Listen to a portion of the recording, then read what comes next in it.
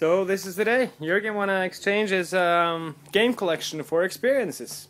So I wanna go heliboarding in Alaska instead of owning lots of stuff I never use. So here's what I'm selling. It's a pretty big collection. I think it's one of the biggest in Norway and probably the most unique since there's so many stuffs you can never find. Except Kjell Gunnar's collection, of course. Okay, what do we got here? Here are some drawers. It's the Commodore 64, one of the first machines I really started to play. Lots of original boxes, lots of fake ones, includes the machine, the tape disc, the stuff needed to play them. Some other extra stuff here as well. Some Sega and Nintendo stuff without any boxes. This is a really unique box. It's the press one made for Diablo 2, but I filled it with the PlayStation 1 and 2 white labels. I guess it's about 200 games in there. Really can't buy them in the stores, you never could. It was for press only. Goes from Tomb Raider to Silent Hill to ISS. Oh, there's a dongle, had to use those to review games. Really unique box actually. I tried to Google it on eBay and stuff, no one actually sells them. 200 unique games right there. This is a shelf with some MISC stuff. At the bottom there's Nintendo 64 games, and there as well, all the unique ones, all in boxes of course. Above there lots of Sega games, Sega CD, Sega Genesis, yep, various ones. Super Nintendo, woohoo! Lots of good memories from those, lots of rare games. Square, all the big classics there as well in boxes, good condition, both US and Euro. Some MISC stuff, some soundtracks, including some Final Fantasy, rare stuff. There's the SNK console. It's actually quite good. It never took off.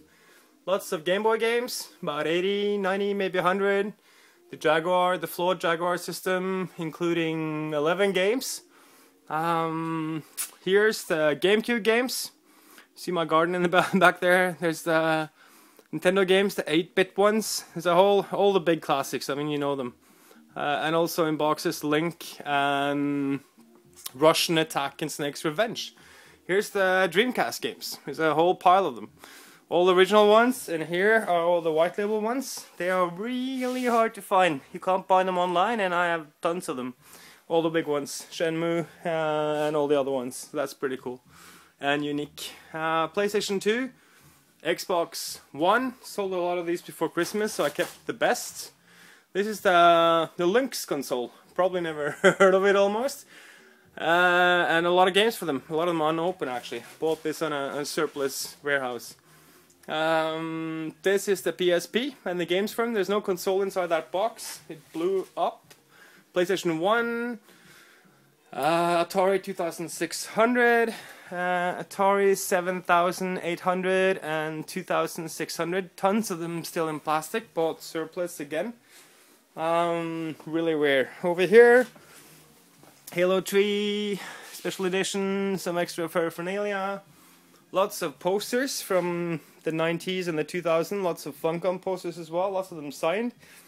I saved a lot of them. So here are some other stuff, consoles mostly, about 30 consoles in original box from 70s and upwards, all the Segas, all the Nintendos, and there's even more of them here. So in total more than 50 consoles, or most of them in packaging, lots of them without packaging, like here. PlayStation, all the Sega machines. More games, more Game Boys, there's like 4 Game Boys over there as well. Here you can see all the various consoles, still in packaging. I really tried to take care of them through the years. And an Atari 2600. Here's a dev kit for Sony. It used to cost about $15,000 back in the day. Now you can buy it, but it's really hard to find, again, online. Some extra paraphernalia, cables, so the Mark II console, Gaia, Final Fantasy, lots of really strange and cool stuff here actually. Here are some Funcom games. It's duplicates. I always made sure I got at least 2 copies of every release that ever was out. So this is super unique, and I guess that sums up my collection. It's super unique.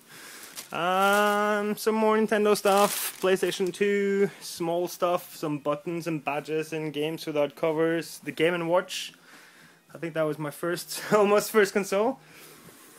Yep, and I think that's about it. In total, maybe 800 games, about 50 consoles, hundreds of games. I got a suppress, so they're all white label, or rare, or strange. Lots of Atari stuff still in plastic.